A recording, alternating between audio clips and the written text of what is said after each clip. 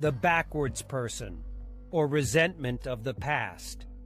In Nietzsche's view, a backward individual is one with an unappealing and distrustful personality, brimming with envy towards their peers and neighbors' achievements, and apt to retaliate violently when faced with opposition.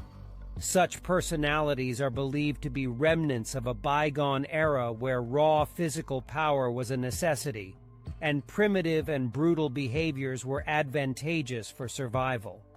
Nietzsche, in contrast, extols anticipating personalities as empathetic, friendly, and fully engaged with their surroundings, appreciative of the achievements of others, recognizing the fallibility of their own knowledge, and skeptical in their pursuit of a higher human culture. The term unpleasant is purely aesthetic, rather than a normative or diagnostic category, as it is more pleasurable to have an anticipating personality as a neighbor than a backward one. In another example, Nietzsche compared predatory men, murderers, rapists, and robbers to tropical monsters emerging from a primordial forest, fundamentally distinct from the temperate humans inhabiting moderate zones.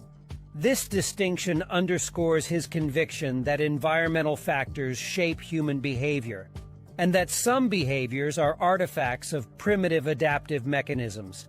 In summary, Nietzsche's philosophy views backwardness as a primitive and outdated personality trait, out of step with the demands of modern society. Anticipating personalities, on the other hand, are deemed superior, as they are fully attuned to their surroundings and receptive to new ideas, recognizing the limitations of their knowledge while striving towards a higher level of human excellence.